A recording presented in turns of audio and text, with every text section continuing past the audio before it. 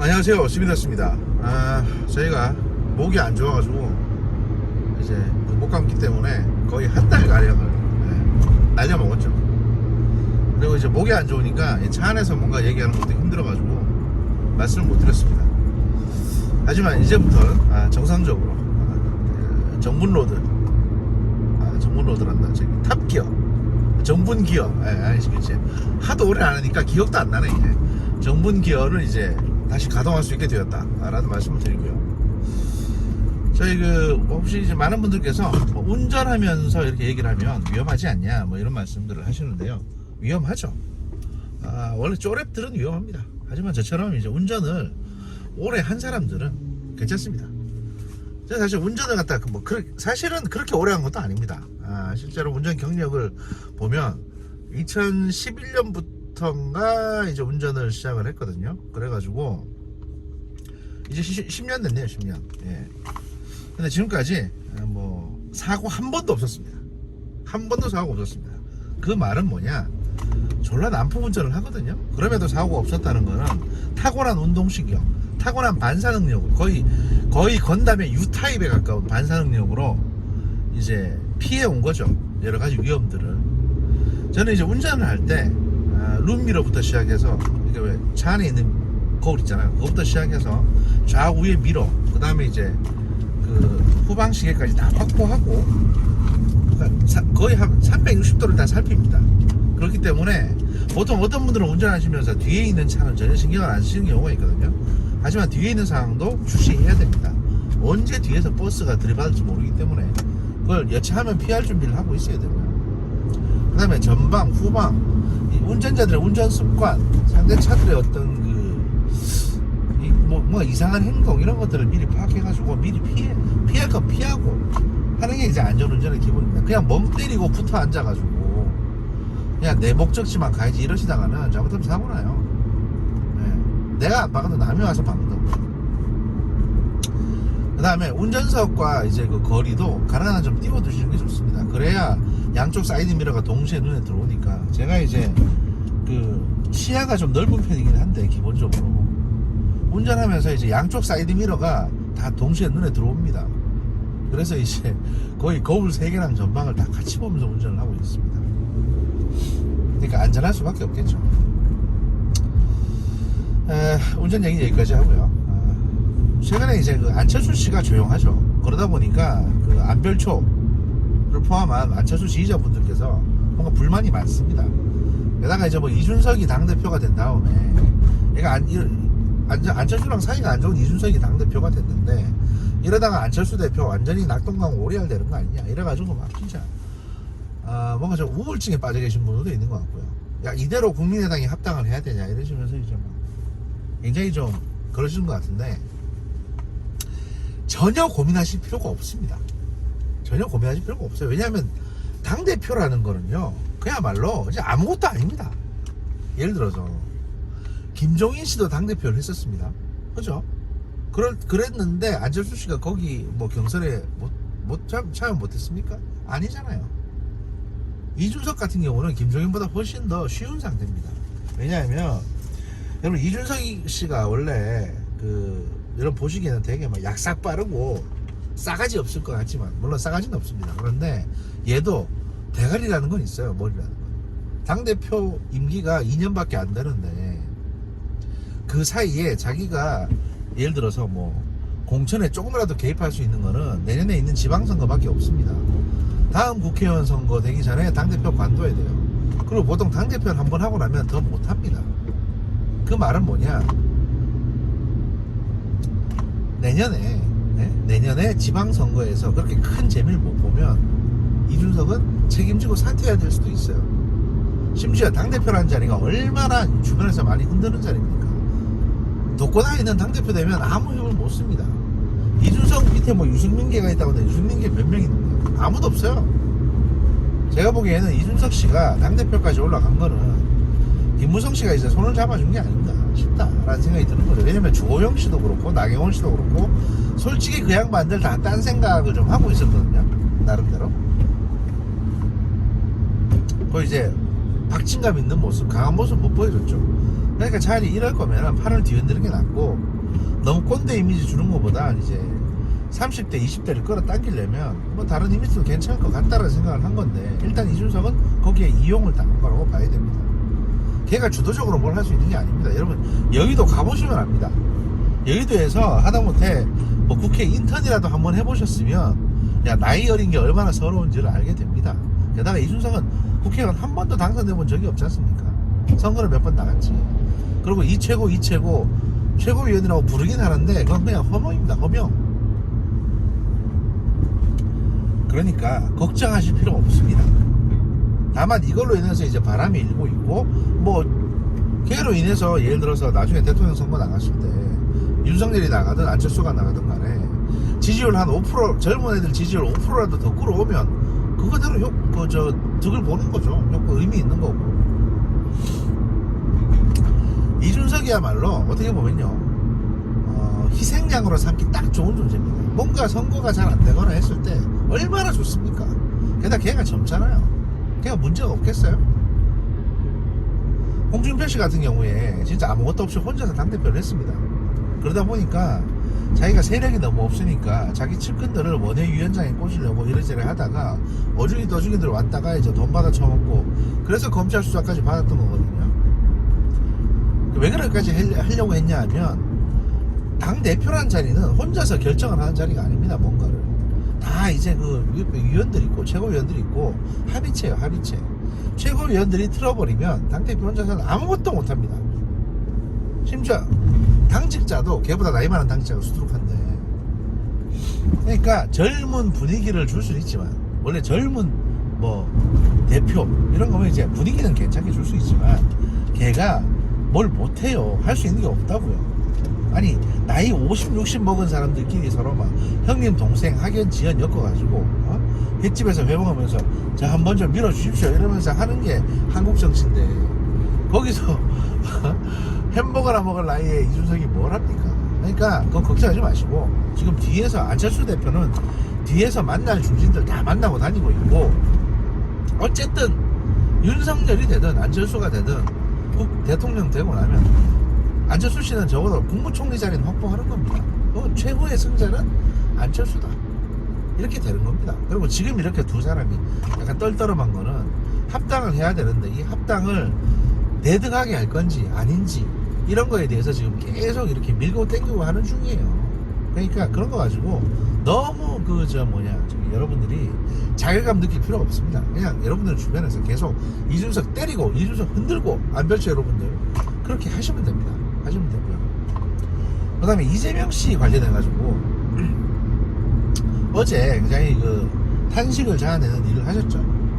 뭐라고 했냐면, 차별금지법 관련해서 입법 발의해달라고 이제 청원이 10만 명이 넘었습니다.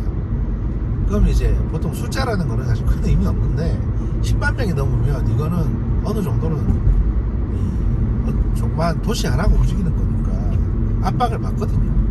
여기에 대해서 차별금지법 이제 만들어야 된다는 얘기를 하고 있는데, 이재명 씨한테 의견을 물어봤습니다. 기자들이. 그랬더니 뭐라고 했냐, 윤석열이 답하면 답하겠다. 이게 뭡니까 이게 지금? 양아치 새끼도 아니고. 그러니까 무슨 얘기인지 알겠어요. 차별금지법에 대해서 찬성한다 이렇게 되면 이제 동성애 찬성하는 거냐 이래가지고 교회나 이런 사람들이 막 난리 칠 것 같고 가뜩이나 있는 지지율 떨어질 것 같으니까 지금 부자 몸조심하겠다고 하시는 건데, 이재명 쌤 부자 아니거든요 지금. 게다가 윤석열 씨 같은 경우에는 현재 보수의 유일한 아이콘입니다. 그러면 목사님들이 말이죠, 아무리 차별금지법이 동성애 조장하네 어쩌네, 목사들은 그렇게 생각할지 몰라도 윤석열에 대해서 비난할 수는 없어요. 근데 윤석열을 왜 끼고 들어갑니까? 만약에 윤석열 씨가 찬성한다 이러면은 다양성을 존중하니까 찬성한다 이래버리면 이재명 씨 어떡하실래요? 찬성을 한다고 하든 반대를 한다고 하든 어쨌든 뒤에 대답하는 거니까 따라지 되는 겁니다. 그냥 콩 되는 거예요, 콩. 그러니까 이거를 지금 전략이라고. 근데 문제는 뭐냐면, 이재명 씨가 늘 논란이 있을 때마다 이런 태도를 취했습니다. 조국 사태 때도 말을 아끼셨죠.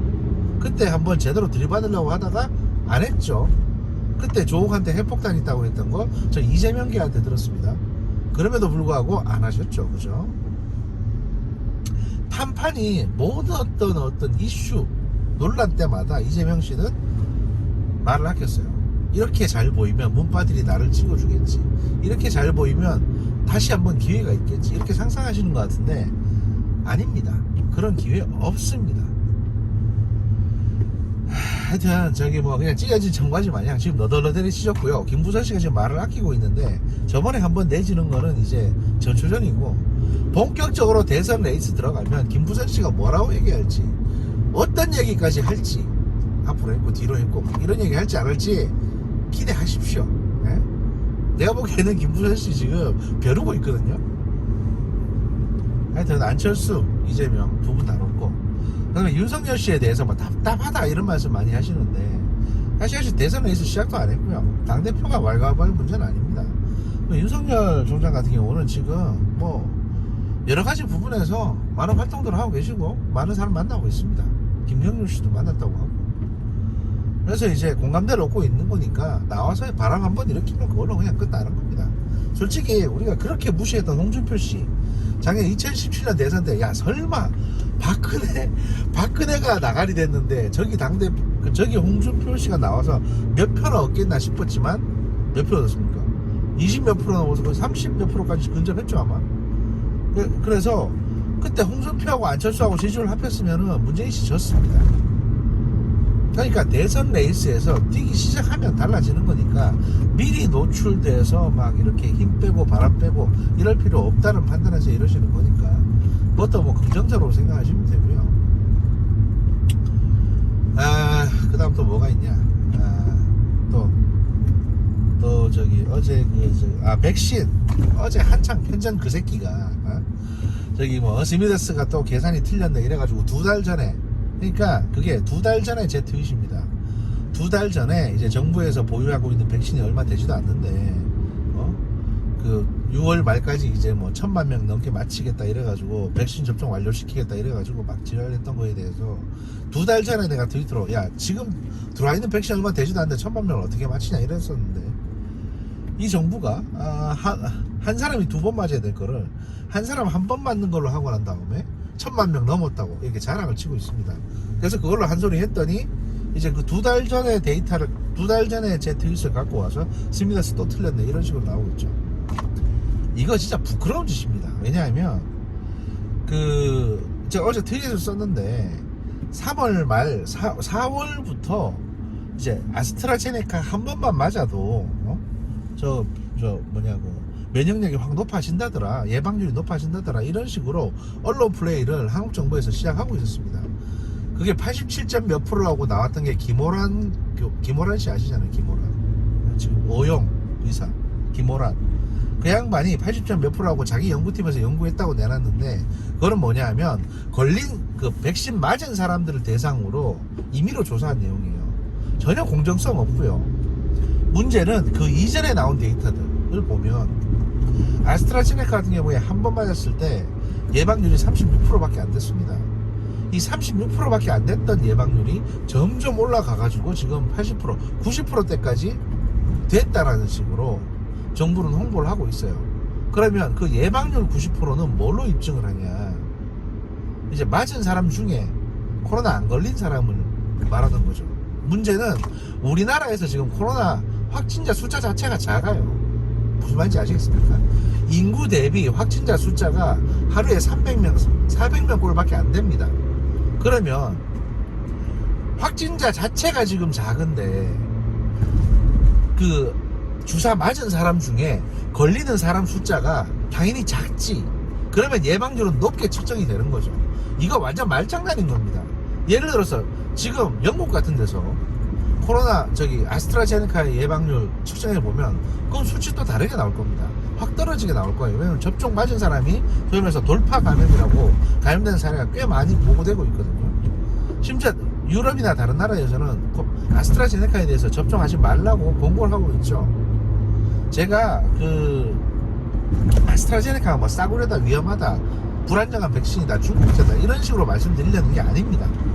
아닌데 문제는 뭐냐면요, 뭐 그것도 좋은 백신일 수는 있습니다. 근데 부작용은 많으니까 모더나 화이자 같은 경우에는 아스트라제네카하고는 다른 방식의 이제 mRNA 방식의 백신이라고 하고, 아스트라제네카 얀센은 혈전 유발 방식으로 이제 바이러스를 갖다가 뭐 억제하는 그러니까 감염을 억제하는 그런 방식의 백신이라고 하니까 두 개가 성격이 다른 건 맞아요. 다른 건 맞는데, 문제는 그런 문제들 때문에 이제 아프고 실제로 뭐 죽는 사람까지 나오니까 제가 이런 말씀 드리는 겁니다. 사실 약이라는 것도 그렇고 안전이라는 게 단 한 명이라도 문제 생길 소지가 있으면 지적을 해야 되는 거 아닙니까? 그런데 그걸 가지고 마치 마치면서 이게 대단한 정부의 업적이 있냐 홍보를 하고 있습니다. 문제는 뭐냐면 지금 멕시코조차도 3천만 명이 맞았어요. 멕시코 인구 1억 2천인가 그렇습니다. 근데 3천만 명이 맞았는데 우리는 걔들보다도 준비를 늦게 하고 백신도 덜 구입하고 이래서 지금 여기저기 구걸하고 다니고 있지 않습니까?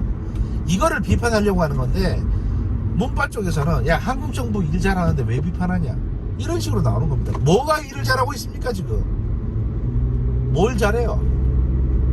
아니, 온 국민들이 지금 남는 백신 얻어먹으려고 뜨나 안 뜨나 이거 네이버 카카오톡으로 막 찍어가지고 떴다 이러면 마치 퀴즈 맞추듯이 하고 앉았는데, 그게 정상입니까? 제가 이 얘기 안 하려고 했는데, 마스크 코로나 초기 때 마스크 그렇게 중요하다고 지랄했는데 있는 마스크 중국에 다 퍼다주고 어떻게 됐습니까?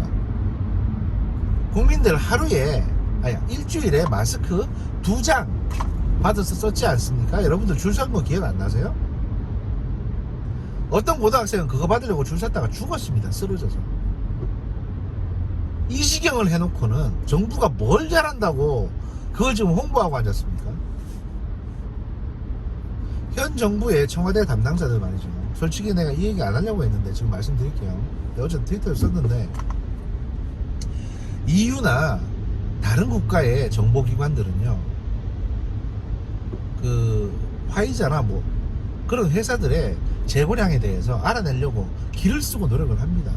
그래서 야, 니네 한 6천만 병 있다던데 내놔, 이래가지고 돈 더 쳐줄게, 이렇게 개인적으로 연락해가지고 받아내기도 해요.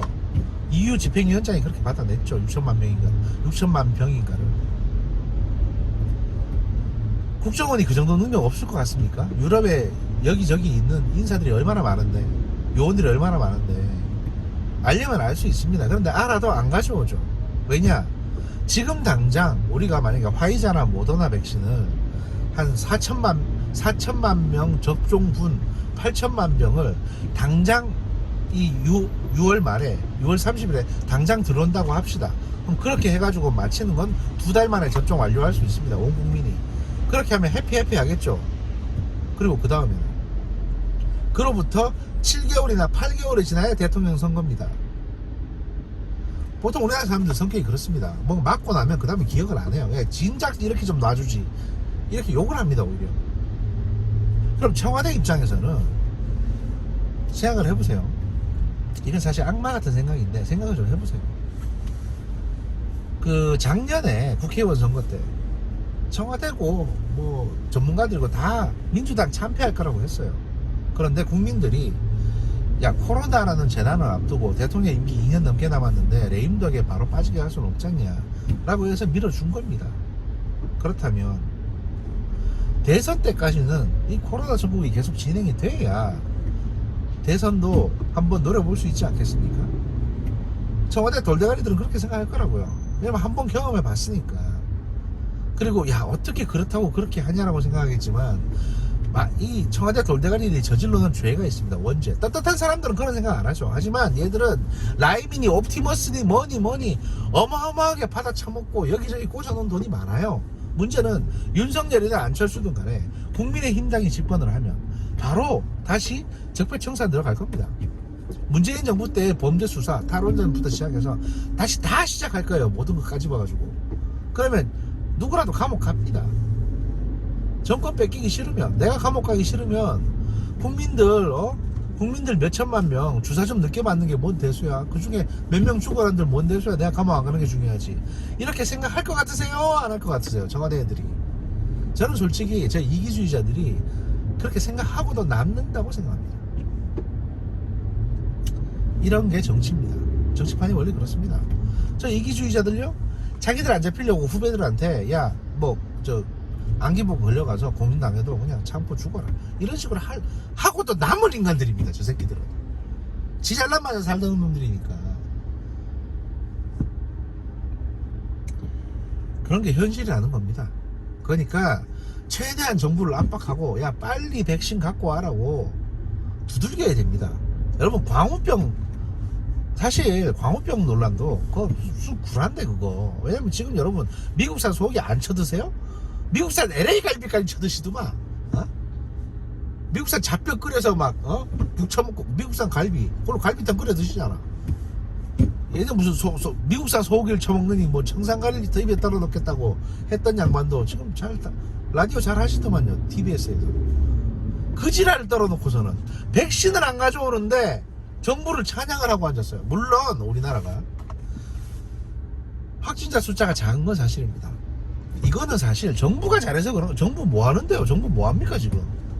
재난지원금 나눠주고 5인 이상 집합금지 시킨 거밖에 더 있습니까? 국민들이 알아서 마스크 잘 쓰고 국민들이 알아서 잘 안 모이고 김치 처먹고 이러니까 코로나 잘 안 걸리는 거예요. 사람들이 그뿐입니다. 아니 문재인이가 길에서 마스크 나눠줍니까? 그러니까 그 근거 없는 노예 근성, 근거 없이 우리 정부 잘한다 자랑스럽네 잘한다 이런 얘기 좀 작작 하시고 비판할 건 비판을 해야 된다는 얘기입니다. 제 말은. 얘기하다 보니 열받는다. 진짜. 지금 미국한테 뭐 미사일 쪽은 나름대로 또 중국하고 이제 견제하는 부분은 나름대로 잘 양다리 외교 잘 하고 있는 것 같은데 대북 정책은 완전히 망했거든요. 솔직히 말씀드려서 제가 진짜 실망한 게 뭐냐면요, 박근혜 정부에서 그 개성공단을 닫았지 않습니까? 그러면 문재인 정부에서는 열어줘야 되는 거 아닙니까? 개성공단 뭐 하고 있는 겁니까 도대체? 아니 북한에 대해서 문재인 정부가 해준 게 뭐 있어요? 아무것도 없잖아요. 근데 북한한테 뭘 해달라고만 요구를 하고 있지 않습니까 지금? 차라리 그럴 거면 야 북한 니들대로 핵무기를 만들고 굶어 죽든지 말든지 마음대로 해라. 남한은 남한대로 뭐 핵무기를 만들든 뭐 기관폭탄을 만들든 아니면 VX 가스를 대량 생산하든 간에 우리 알아서 하겠다. 그냥 서로 보지 말자 이렇게 하든지. 씨발 무슨 북한이 무슨 어디 놀이공원이에요? 가서 냉면 처먹고 가서 막 사진 찍고 카퍼레이드 하고 잔뜩 해놓고는 안 주니까 아무것도 준 게 없으니까 쟤들이 저질할 떠는 거 아닙니까? 내가 지금 북한에 퍼주자고 이런 얘기 하는 거 아닙니다. 문제는 상황을 더 꼬이게 만들고 있어요. 그리고 주도권을 미국에 넘겨주고 있습니다. 오히려 이게 현명한 정책, 현명한 대응은 아닙니다. 아예 능력이 없으면 관두든가 아니면 능력이 있는 사람을 갖다 쓰든가. 제가 맨날 지랄지랄 하는데 국정원에도 똑똑한 사람 많습니다. 많겠죠. 근데 다들 지 밥그릇 생각밖에 안 하는 것 같아요. 그래서 눈치 보이니까 말은 제대로 못하고 그냥 징징거리고만 있습니다. CIA든 MI6든 유수의 정보기관들은 그렇게 권력자 눈치 많이 보면서 커온 기관들이 아닙니다. 들이받을 땐 때론 들이받습니다. 그래야 기관이 존재 가치가 있는 겁니다. 댁들 지금 댁들 월급 주라고 국민들이 세금 냅니까? 나라 지키는데 고맙다고 세금 내주는 거 아닙니까?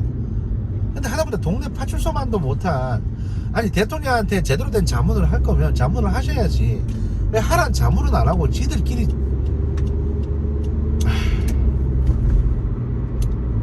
아무튼 뭐 제 마음이 좀 되게 안 좋습니다. 나라 생각만 하면 마음이 안 좋아요 솔직히.